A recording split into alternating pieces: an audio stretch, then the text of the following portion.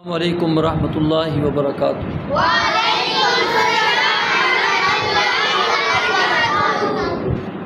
آج ہم نے پڑھا ہے اس کی دہرائی کریں گے۔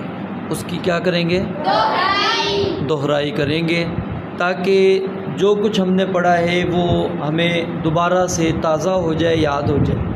اور یہ اس لیے دہرائی کروائی جا رہی ہے تاکہ آپ مزید اس کے اوپر محنت کر کے اس کو ذہن نشین کر لیں۔ سب سے پہلے سوال و جواب جو ہم نے پڑھے ہیں وہ ہم پڑھیں گے۔ جی، پہلا سوال ہے ایمان کس کو کہتے ہیں؟ اس کے اندر ہم نے 3 چیزیں پڑھی تھیں کہ ایمان زبان سے اقرار کرنا، دل سے تصدیق کرنا اور اعضاء جسم سے عمل کرنا۔ یہ تینوں چیزیں ہوں گی تو ایمان ہوگا، اگر یہ تینوں چیزیں نہیں ہوں گی تو ایمان نہیں ہوگا۔ تو ایمان کے اندر کتنی چیزیں ہوتی ہیں؟ 3 چیزیں ہوتی ہیں۔ پہلی چیز زبان سے اقرار کرنا، نمبر 2 دل سے تصدیق کرنا، اور نمبر 3 اعضاء جسم سے عمل کرنا۔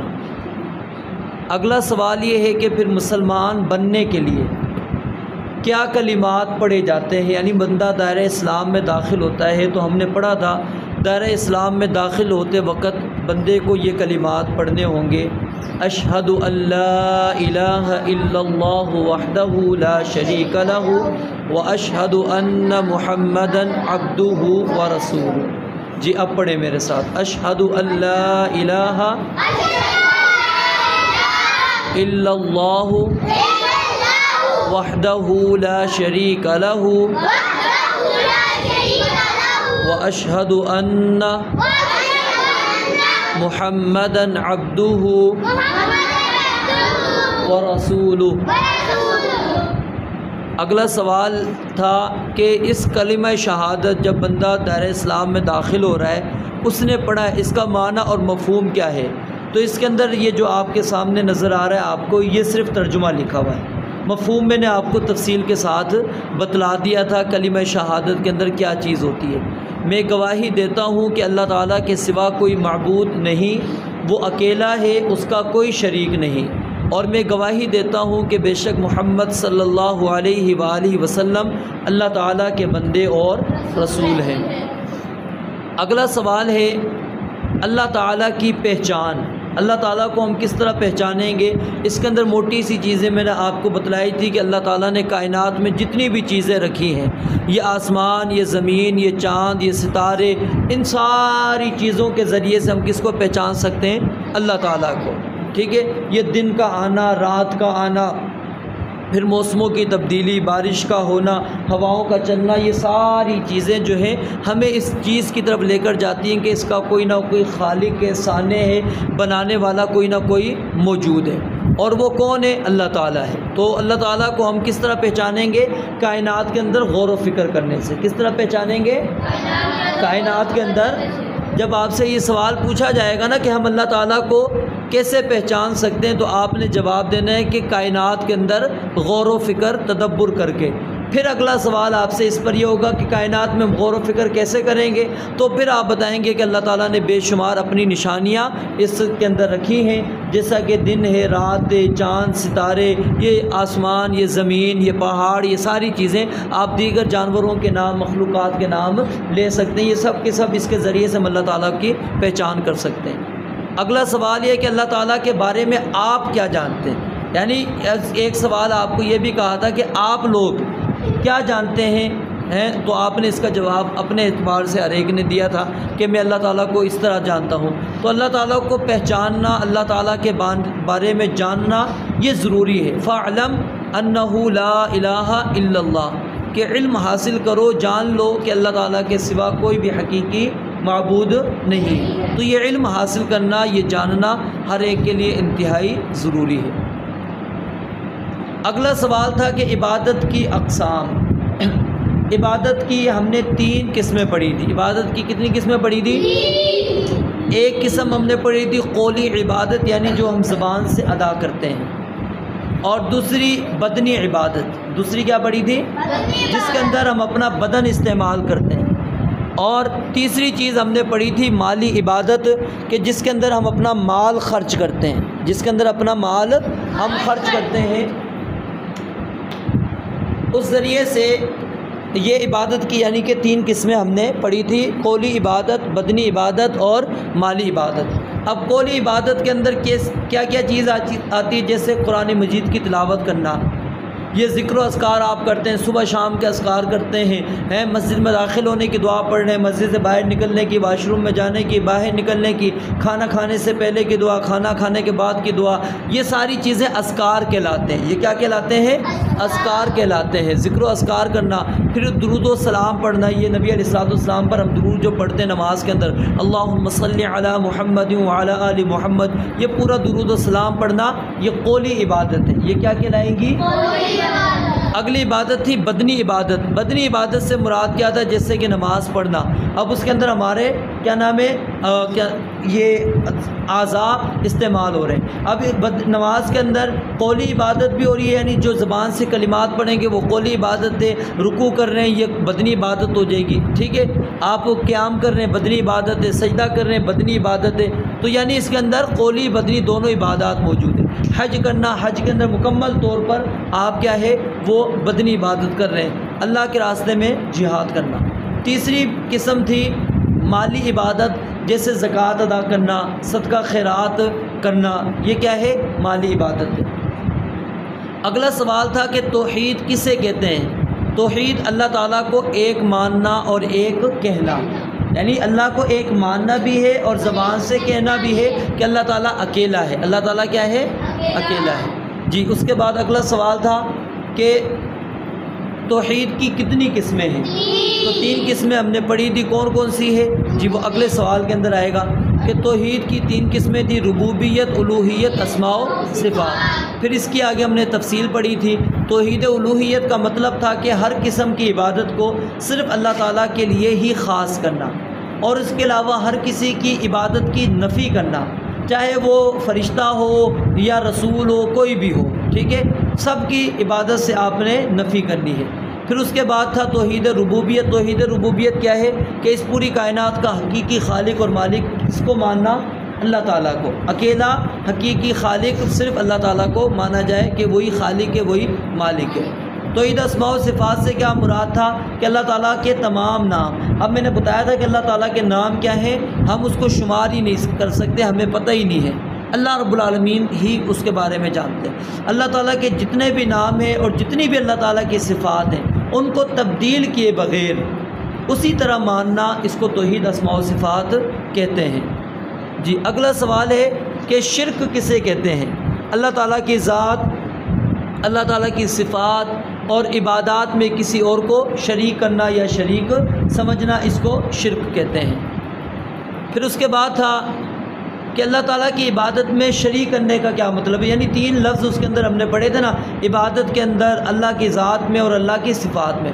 تو اللہ تعالیٰ کی عبادت میں شریک کرنے کا مطلب کیا ہے؟ کہ اللہ تعالیٰ کے علاوہ کسی اور کے لیے قیام کرنا، رکوع کرنا، سجدہ کرنا، طواف کرنا، دعا کرنا، مشکل میں پکارنا، یہ ساری چیزیں میں تفصیل کے ساتھ آپ کو بتا چکا ہوں، اس لیے زیادہ تفصیل کے اندر نہیں جا رہا، یہ صرف آپ کو میں ریپیٹ کروا رہا ہوں، دہرائی کروا رہا ہوں۔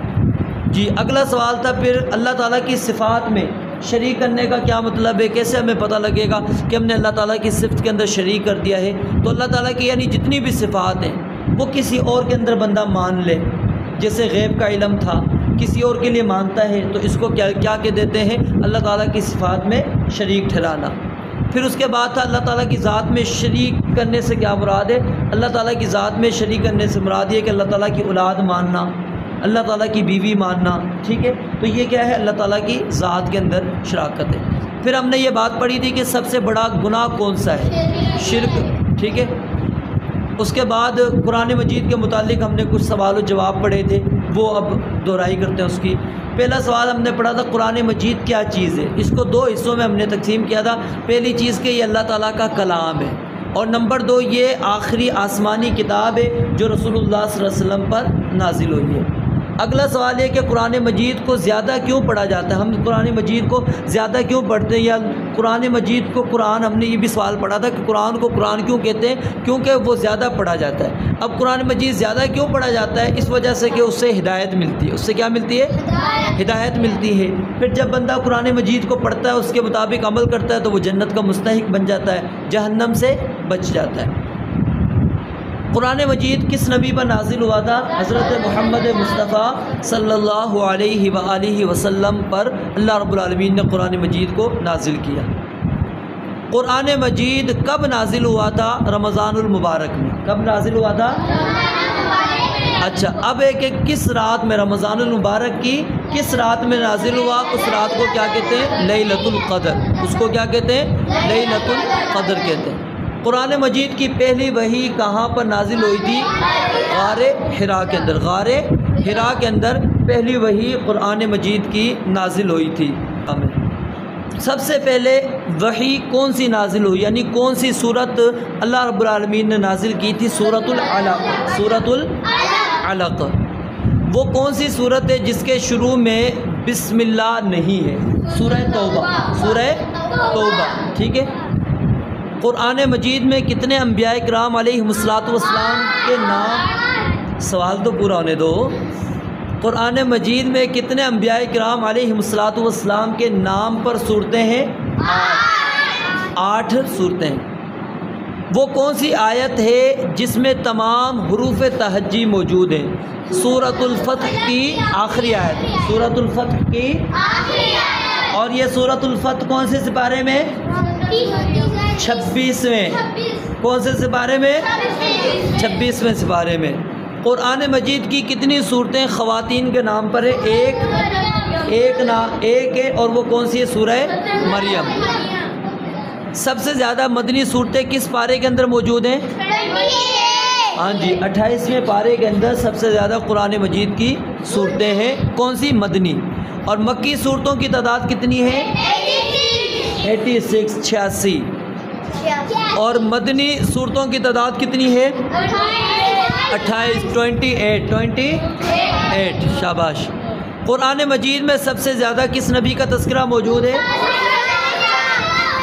موسیٰ علیہ السلام۔ اچھا جی، قرآن مجید میں کس واقعے کو بہترین واقعہ قرار دیا گیا؟ سیدنا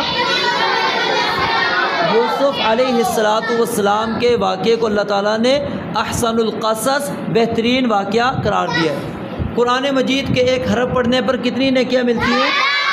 10۔ کتنی نیکیاں ملتی ہیں؟ 10۔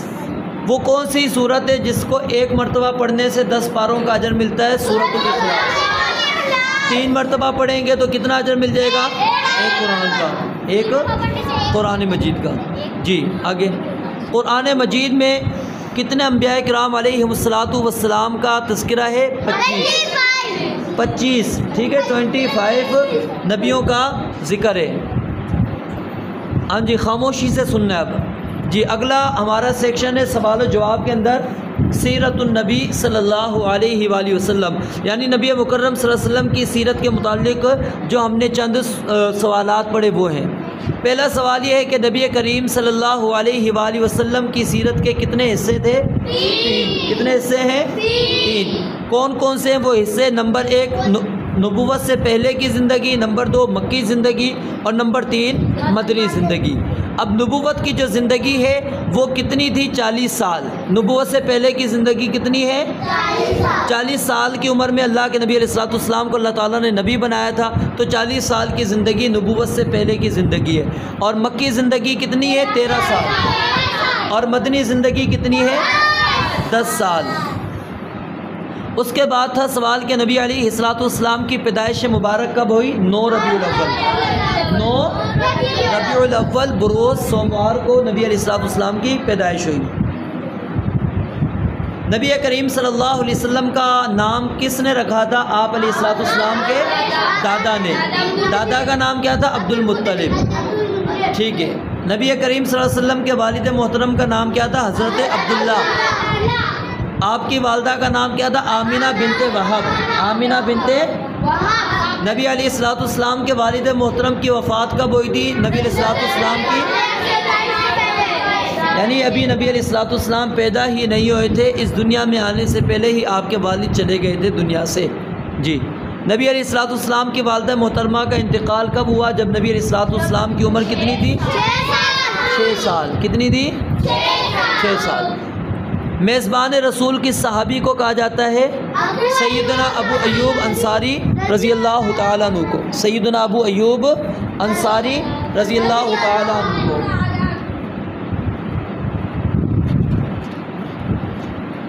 ہاں جی، اگلا سوال ہے، نبی کریم صلی اللہ علیہ وسلم کی والدہ کا انتقال کس مقام پر ہوا؟ ابوا۔ کس مقام پر؟ ابوا۔ نبی کریم صلی اللہ علیہ وسلم کے دادا کا نام کیا تھا؟ عبد المطلب۔ عبد المطلب۔ جی، نبی کریم صلی اللہ علیہ وسلم کا نام مبارک قرآن مجید میں کتنی مرتبہ آیا ہے؟ نبی کریم صلی اللہ علیہ وسلم نے پہلا تجارتی سفر کس علاقے کی طرف کیا تھا؟ ملک شام کی طرف۔ نبی کریم صلی اللہ علیہ وسلم کے پہلے تجارتی سفر کے وقت عمر کتنی تھی؟ 12 سال۔ کتنی تھی؟ 12 سال۔ نبی کریم صلی اللہ علیہ وسلم کے دوہرے داماد کا نام کیا ہے؟ سیدنا عثمان۔ جی، نبی کریم صلی اللہ علیہ وسلم کے بڑے داماد کا نام کیا ہے؟ سیدنا ابو العاص۔ ابو العاص، سیدنا ابو العاص رضی اللہ تعالیٰ۔ اور نبی کریم صلی اللہ علیہ وسلم کے چھوٹے داماد کا نام کیا ہے؟ علی رضی اللہ تعالیٰ عنہ، سیدنا علی رضی اللہ تعالیٰ عنہ۔ نبی کریم صلی اللہ علیہ وسلم نے قریش مکہ کے ساتھ مل کر خانہ کعبہ کی تعمیر کس عمر میں کی تھی؟ 35 سال کی عمر میں۔ 35 سال کی عمر تھی جب آپ نے حصہ لیا تھا۔ اور نبی کریم صلی اللہ علیہ وسلم کو کس عمر میں نبوت عطا کی گئی؟ 40 سال کی عمر کے اندر۔ نبی کریم صلی اللہ علیہ وسلم نے اپنی دعوت کا آغاز کس حکمت سے کیا؟ پہلے 3 سال آپ نے چپکے سے اکیلے بندے کو جا کر دین کی دعوت دی۔ پھر علانیہ دعوت کا آغاز آپ نے کب کیا؟ نبوت کے 4تھے سال۔ نبوت کے 4تھے سال۔ شیب ابی طالب کی قید کب شروع ہوئی؟ جب نبی علیہ الصلوۃ والسلام کو اللہ تعالیٰ نے نبوت عطا کر دی تھی، اور نبوت کا 7واں سال تھا۔ نبوت کا 7ویں سال شیب ابی طالب کی قید شروع ہوئی تھی۔ شیب ابی طالب میں کیا کیا مشکلات دیکھی؟ ایک تو کیا ہے، مکمل سوشل بائیکاٹ کیا گیا، مکمل سوشل بائیکاٹ کیا گیا ان کو کھانے پینے کے جو سامان تھے وہ بھی ان کو نہیں ملتے تھے، اور آپ کے جو ساتھی تھے اور آپ علیہ الصلوۃ والسلام خود پتے اور چمڑے کھا کر گزارا کیا کرتے تھے۔ اگلا سوال ہے کہ اولو العزم پیغمبر، اولو العزم پیغمبر کون کون سے ہیں؟ سیدنا، خاموشی سے سنیں، دل میں آپ بولیں بے شک، سیدنا نوح علیہ الصلوۃ والسلام، سیدنا ابراہیم علیہ الصلوۃ والسلام، سیدنا موسیٰ علیہ الصلوۃ والسلام، سیدنا عیسیٰ علیہ الصلوۃ والسلام، اور سیدنا محمد الرسول اللہ صلی اللہ علیہ وآلہ وسلم، یہ اولو العزم پیغمبر تھے۔ جی، اب سوال و جواب کا ایک سیکشن تھا ہمارا صحابہ کرام رضوان اللہ علیہ مجمعین، یعنی ان کی سیرت کو بھی ہم نے کچھ نہ کچھ سوال و جواب کی صورت کے اندر پڑھا۔ پہلا سوال ہے کہ صحابی رسول کس کو کہتے ہیں؟ کہ جس شخص نے حالت ایمان میں نبی کریم صلی اللہ علیہ وسلم سے ملاقات کی اور ایمان کی حالت میں ہی فوت ہوا ہو، اس کو صحابی رسول کہتے ہیں۔ پھر ہم نے یہ پڑھا تھا کہ عشرہ مبشرہ یعنی 10 خوش نصیب صحابہ کرام رضوان اللہ علیہ مجمعین کے نام بتائیں، تو یہ غور سے سننے آپ نے۔ سیدنا ابو بکر صدیق رضی اللہ تعالیٰ عنہ، سیدنا عمر فاروق رضی اللہ تعالیٰ عنہ، سیدنا عثمان غنی رضی اللہ تعالیٰ عنہ، سیدنا علی بن ابی طالب رضی اللہ تعالیٰ عنہ، سیدنا سعد بن ابی وقاص رضی اللہ تعالیٰ عنہ، سیدنا سعید بن زید رضی اللہ تعالیٰ عنہ، سیدنا طلحہ بن عبید اللہ رضی اللہ تعالیٰ عنہ، سیدنا زبیر بن عوام رضی اللہ تعالیٰ عنہ، سیدنا عبد الرحمن بن عوف رضی اللہ تعالیٰ عنہ، سیدنا ابو عبیدہ بن جراح رضی اللہ تعالیٰ عنہ۔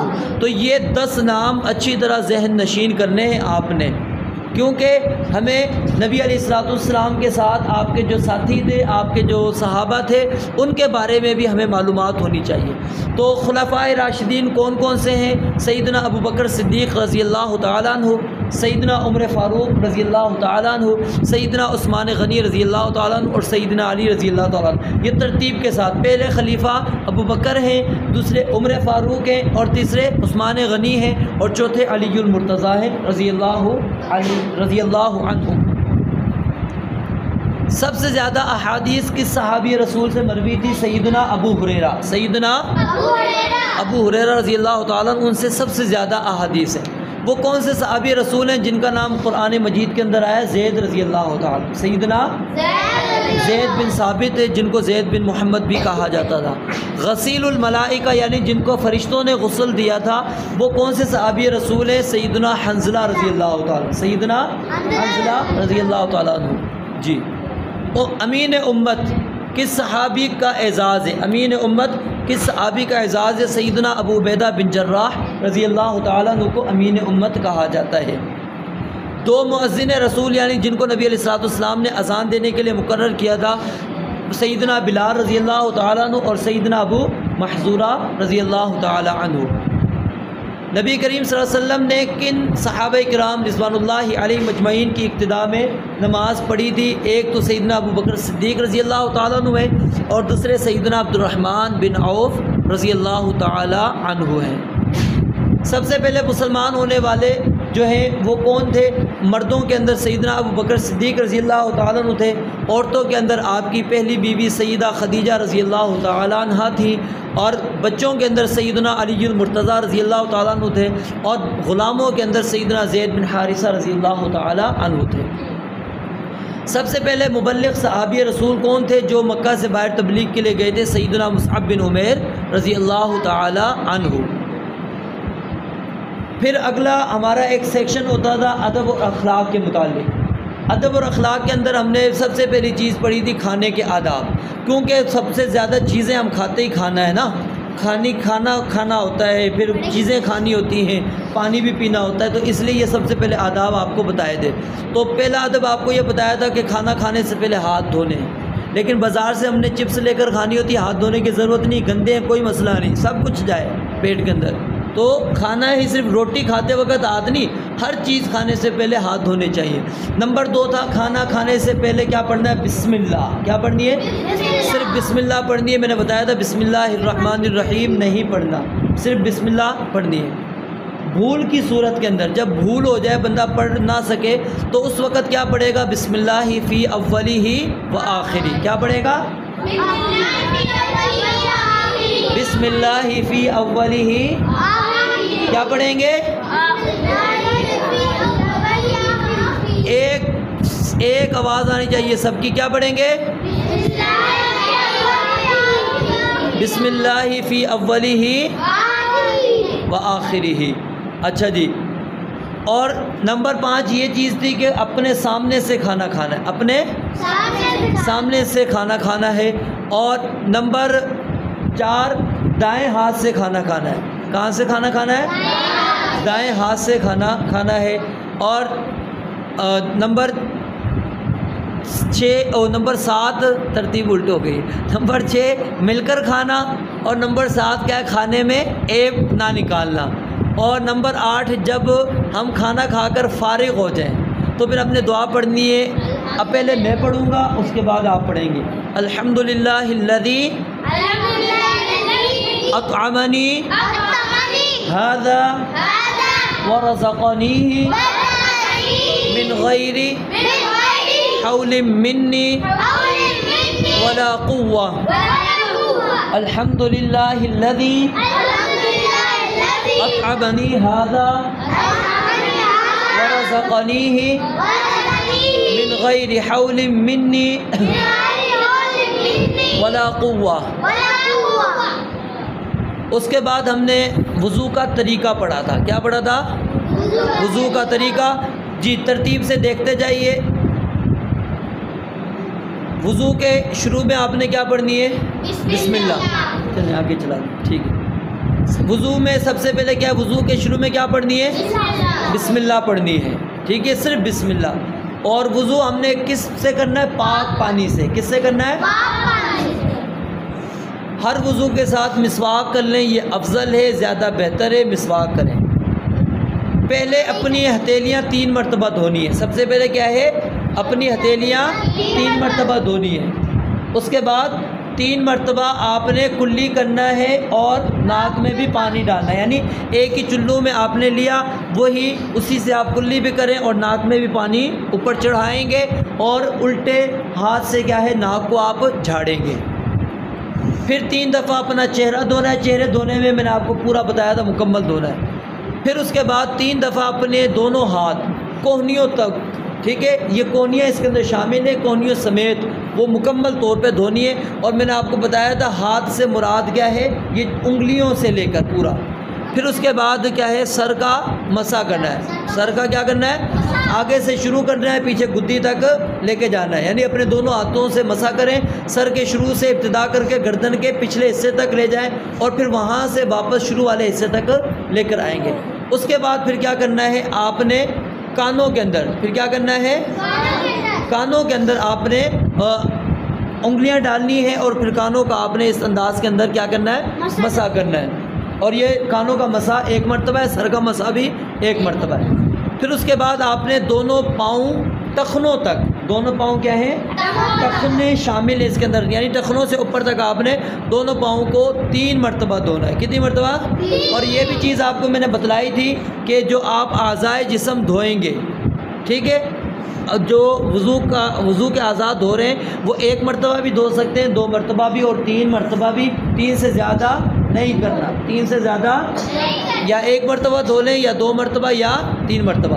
تو وضو کے دوران آپ کو میں نے بتایا تھا ہاتھ اور پاؤں کی انگلیوں کا کیا کرنا ہے، خلال کرنا ہے اچھی طرح. اور داڑھی جس کی ہے وہ داڑھی کا کیا کرے گا، خلال کرے گا. اور وضو کرنے کے دوران کوئی بھی دعا نہیں پڑھنی، ٹھیک ہے، وضو کرنے کے دوران کوئی بھی دعا نہیں پڑھنی، ٹھیک ہے. پھر اس کے اندر ایک اور چیز دعا بھی ہم نے پڑھی تھی، وہ جو وضو کے بعد والی ہم نے دعا پڑھ لی تھی، وہ دعا کے اندر انشاءاللہ وہ آئے گی. پھر اس کے بعد ہم نے اللہ تعالیٰ کے ساتھ ادب سے پیش آنا. اللہ تعالیٰ کے ساتھ ادب سے پیش آنے کا مطلب کیا تھا، یہ ہم نے سمجھنے کی کوشش کی تھی کہ اللہ تعالیٰ کے ساتھ ادب سے کس طرح پیش آئیں.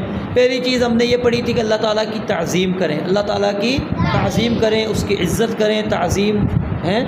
پھر نمبر 2، صرف اللہ تعالیٰ کی عبادت کریں. صرف کس کی عبادت کریں؟ اللہ تعالیٰ کی عبادت کریں جس کا کوئی بھی شریک نہیں. ہم نے عبادت کے اندر کسی قسم کا کوئی شریک نہیں بنانا. اور پھر تیسری بات ہم نے یہ پڑھی تھی کہ اللہ تعالیٰ کی اطاعت کریں، اللہ تعالیٰ کی باتیں مانیں.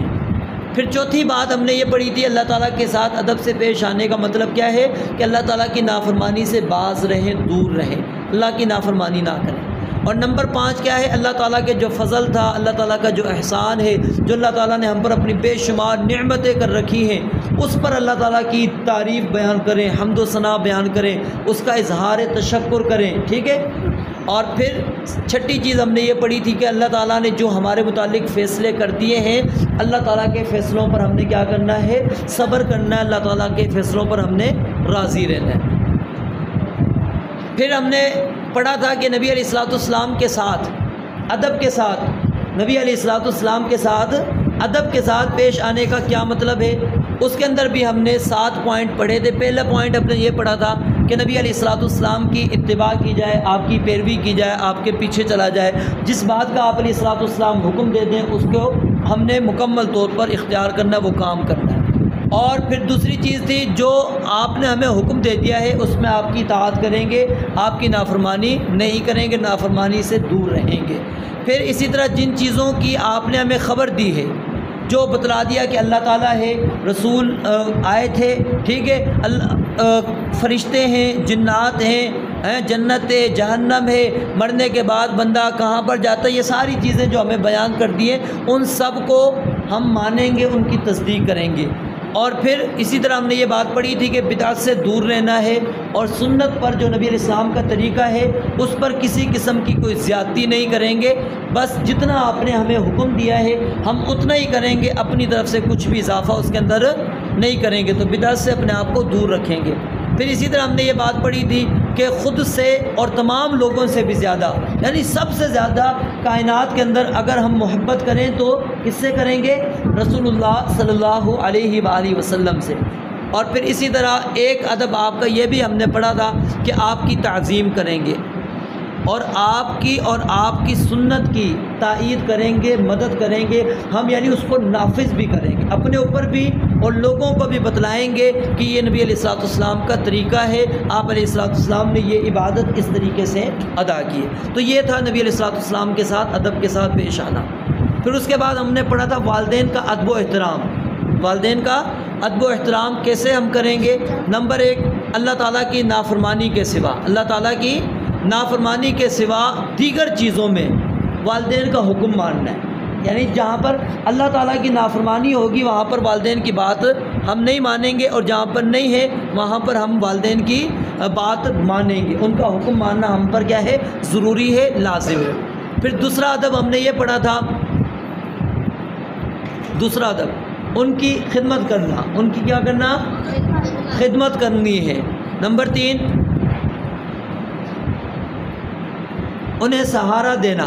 نمبر 4، ان کی حاجات ضروریات کو پورا کرنا۔ نمبر 5، ان کے لیے دعا کرنا۔ نمبر 6،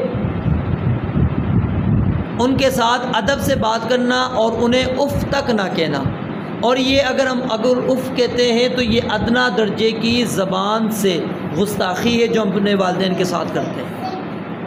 نمبر 7، ان سے مسکرا کر بات کرنا ہے، منہ نہیں بسوڑنا۔ نمبر 8، اپنی آواز کو والدین کی آواز سے بلند نہیں کرنا۔ نمبر 9، والدین کی بات بالکل دھیان سے توجہ کے ساتھ سننی ہے۔ نمبر 10، والدین کی بات درمیان میں نہیں کاٹنی۔ نمبر 11، والدین کو نام سے نہیں پکارنا۔ نمبر 12، ان کے کمرے میں داخل ہونے سے پہلے اجازت لینی ہے، پھر ان کے کمرے کے اندر جانا ہے۔ اور نمبر 13، ان کے ہاتھ اور سر پر کیا دینا ہے؟ بوسہ دینا، ان کے ہاتھ اور سر پر بوسہ دینا ہے۔ پھر اس کے اندر ہم نے کل یہ پڑھا تھا غسل کا مصنون طریقہ، تو یہ حدیث مبارکہ ہم نے پڑھی تھی، دوبارہ پڑھ لیتے ہیں، وہ تفصیل چلیں یہ آ گئی ہے، ٹھیک ہے، وہی حدیث آگے آ گئی ہے۔ تو غسل کا مصنون طریقہ کیا ہے؟ پانی ہاتھوں پر ڈال کر دھونا ہے، یعنی آپ علیہ الصلوۃ والسلام نے پہلے پانی اپنے ہاتھوں پر ڈالا اور ہاتھوں کو اچھی طرح دھویا، اور میں نے مقصد بتایا تھا ہاتھوں کو کیوں دھونا ہے، کیونکہ آپ نے پھر اس کے بعد اپنے جسم کو صاف کرنا ہے، اپنے جسم کو کیا کرنا ہے؟ صاف کرنا ہے۔ جب آپ کا ہاتھ پاک ہوں گے تو جسم بھی صاف ہوگا۔ پھر بائیں ہاتھ پر پانی ڈال کر شرمگاہ کو دھونا، یعنی دائیں ہاتھ سے بائیں ہاتھ پر پانی ڈالنا ہے اور پھر بائیں ہاتھ سے، الٹے ہاتھ سے اپنی شرمگاہ کو آپ نے دھونا ہے۔ پھر اس کے بعد ہاتھ کو زمین پر رگڑنا ہے، میں نے بتایا تھا اب جو ہے زمین پر رگڑنے کی ضرورت نہیں ہے، اب صابن وغیرہ آپ استعمال کر سکتے ہیں۔ پھر اس کے بعد آپ نے کلی کرنی تھی اور ناک میں پانی چڑھانا تھا اور پھر ناک کو آپ نے جھاڑنا تھا۔ پھر اس کے بعد چہرہ اور ہاتھ دھونا تھا، یہ وضو چل رہا ہے، ٹھیک ہے، اسی طرح وضو جو ہوتا ہے، یعنی اپنا چہرہ دھوئیں گے، پھر دونوں ہاتھ اپنے آپ دھوئیں گے۔ اس کے بعد سر کو دھونا ہے، میں نے کہا تھا مسا نہیں کرنا، کیا نہیں کرنا؟ مسا نہیں کرنا، سر دھونا ہے، ٹھیک ہے، یعنی پانی لیں گے اور اچھی طرح اپنی جڑوں تک سر میں بالوں میں پانی پہنچائیں گے۔ پھر اس کے بعد آپ نے پورے جسم پر پانی بہانا ہے، اس میں آپ کو بتایا تھا پہلے دائیں طرف پانی بہانا ہے، پھر اس کے بعد جو ہے بائیں طرف، پھر اس کے بعد پورے جسم پر پانی بہا دینا ہے۔ غسل کی جگہ سے الگ ہونا ہے، مطلب یہ ہے کہ اس کا کہ جب آپ ایسی جگہ پر غسل کر رہے ہیں جہاں پر پانی کھڑا ہو رہا ہے، جہاں پر پانی کھڑا ہوتا ہے تو وہاں پر میں نے آپ کو بتایا تھا پاؤں بعد میں دھوئیں گے، پھر ٹھیک ہے، سائڈ میں ہو کر پاؤں دھو کر آپ باہر نکلیں گے۔ یہ آ گیا قدم دھونا، وہی چلیں۔ تو یہ ہمارا جو ہے نا سبق تھا سوال و جواب، پھر ادب اور اخلاقیات اور دیگر چیزیں جو ہم نے اس میں پڑھی ہیں۔ جی اب ہم قرآن مجید کی جو ہم نے صورتیں پڑھی تھی اس کی ہم انشاءاللہ پریکٹس کریں گے، اس کی دہرائی کریں گے۔ سب سے پہلے ہم نے سورۃ الناس پڑھی تھی، اعوذ باللہ من الشیطان الرجیم، اعوذ باللہ من الشیطان الرجیم، سورۃ الناس مکیہ، بسم اللہ الرحمن الرحیم، قل اعوذ برب الناس،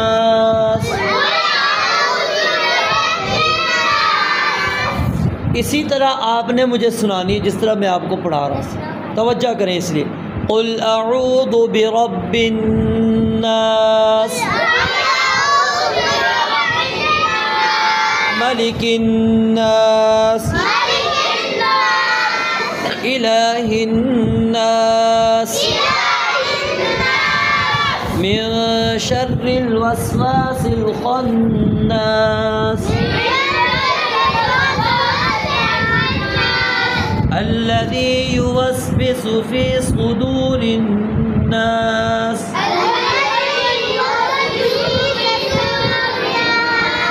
من الجنة والناس سورة الفلق مكية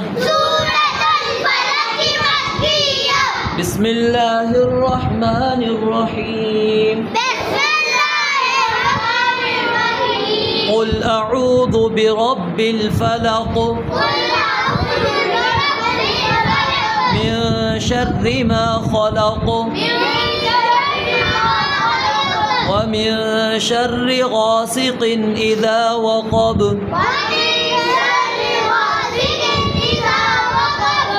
सबकी आवाज़ नहीं आ रही मुझे। ومن شر النفاثات في العقد ومن شر حاسد إذا حسد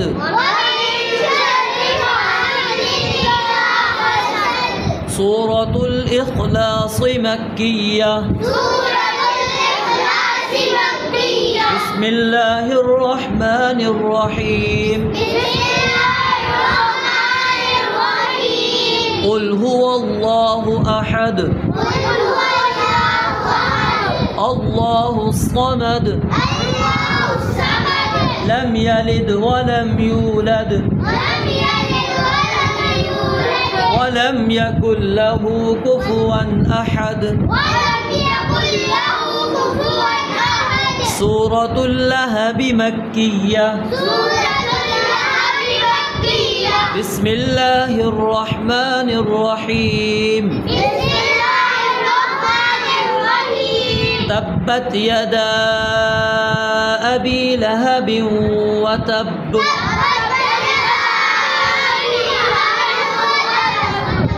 ما أغنى عنه ماله وما كسب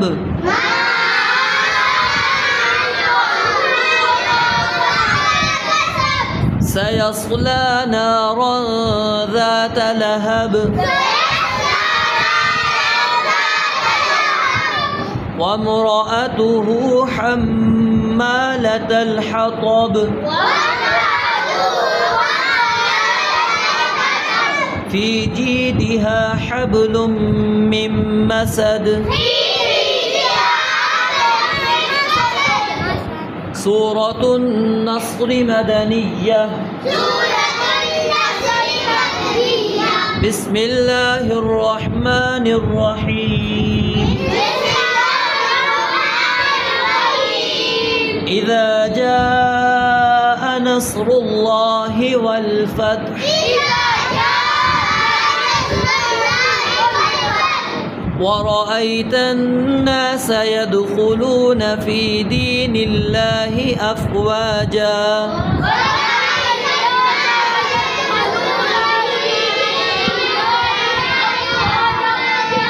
فسبح بحمد ربك واستغفر إنه كان توابا سورة الكافرون مكية بسم الله الرحمن الرحيم قل يا أيها الكافرون لا أعبد ما تعبدون ولا أنتم عابدون ما أعبد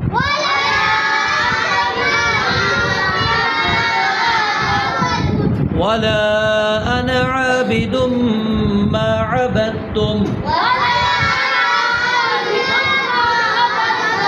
ولا أنتم عابدون ما أعبد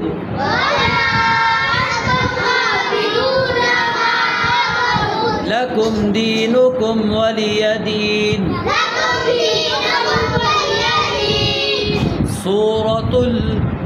سورة الكوثر مكية.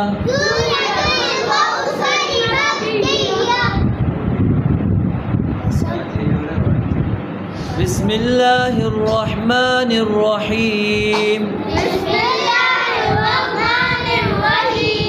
قل يا أيها الكافرون إنا أعطيناك الكوثر فصل لربك وانحر إن شانئك هو الأبتر. سورة الماعون مكية. بسم الله الرحمن الرحيم. أرأيت الذي يكذب بالدين فذلك الذي يدع اليتيم ولا يحض على طعام المسكين فويل للمصلين الذين هم عن صلاتهم ساهون.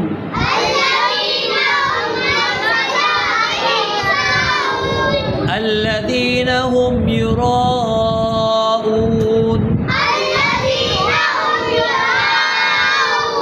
ويمنعون الماعون. احادیث نبویہ جی.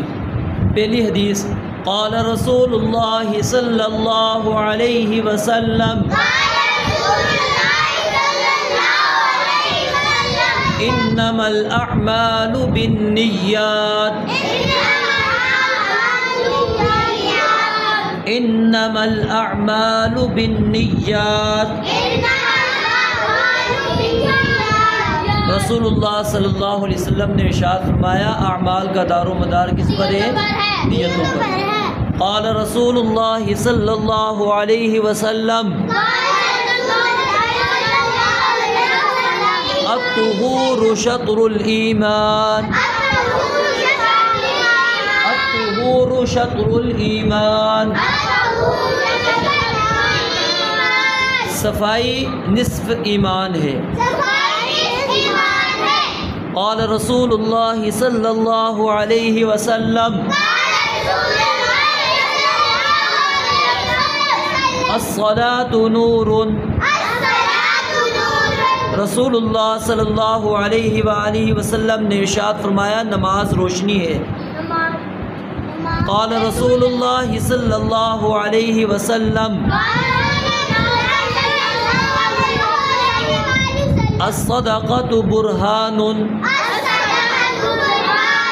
صدقہ دلیل ہے. قال رسول اللہ صلی اللہ علیہ وسلم الصبر ضیاء. صبر روشنی ہے. قال رسول اللہ صلی اللہ علیہ وسلم القرآن حجۃ لک او علیک. رسول اللہ صلی اللہ علیہ وسلم نے ارشاد فرمایا قرآن مجید آپ کے لیے دلیل ہوگا یا آپ کے خلاف دلیل ہوگا. قال رسول اللہ صلی اللہ علیہ وسلم علیکم بالصدق. رسول اللہ صلی اللہ علیہ وسلم نے ارشاد فرمایا سچائی کو اختیار کرو. قال رسول اللہ صلی اللہ علیہ وسلم ایاکم والکذب، رسول اللہ صلی اللہ علیہ وسلم نے ارشاد فرمایا جھوٹ سے بچو، جھوٹ سے قال رسول اللہ صلی اللہ علیہ وسلم ایاکم والظن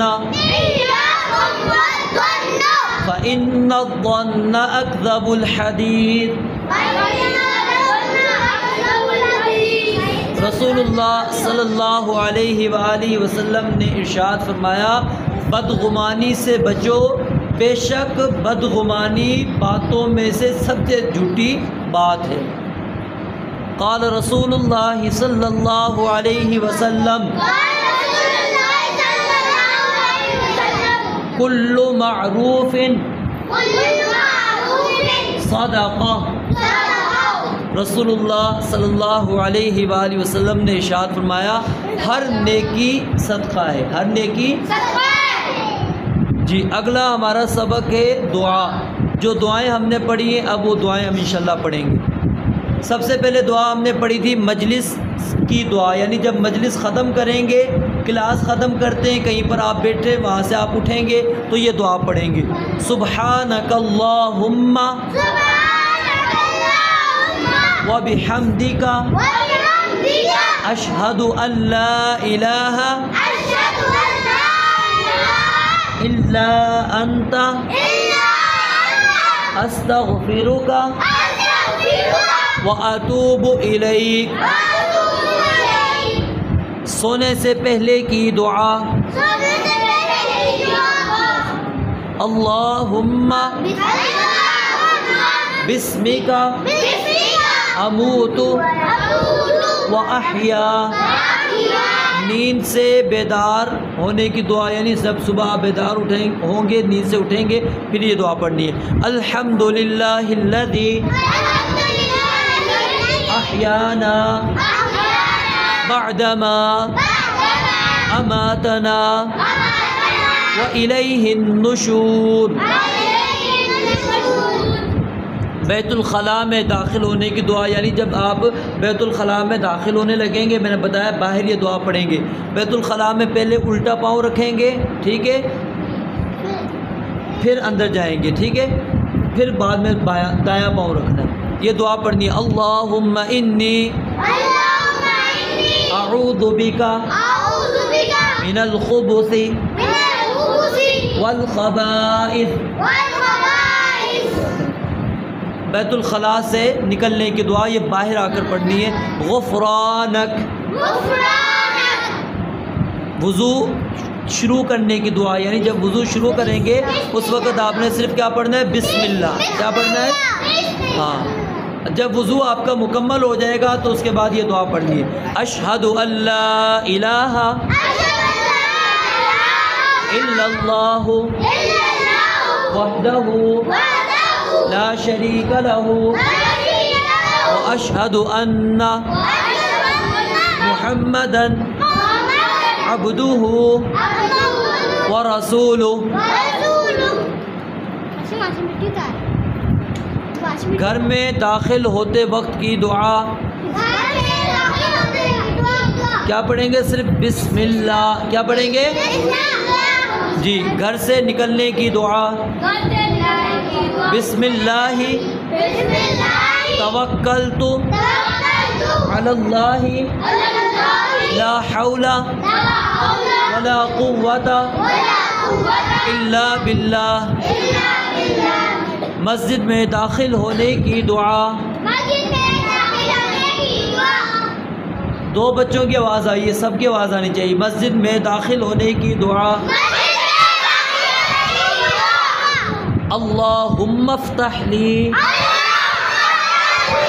ابواب رحمتک۔ مسجد سے نکلنے کی دعا اللہم انی اسألک من فضلک۔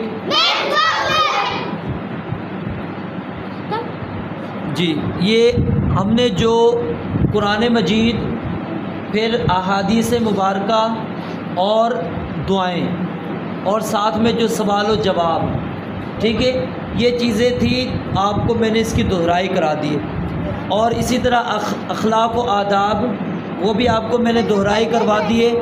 وضو کا طریقہ، غسل کا طریقہ، یہ آپ کو میں نے دہرائی کروا دیا۔ اب اس کے علاوہ باقی رہ جاتے ہیں واقعات، تو واقعات اس کو ریپیٹ کرنے کی ضرورت نہیں ہے، وہ آپ کے ذہن میں پختہ ہونے چاہیے۔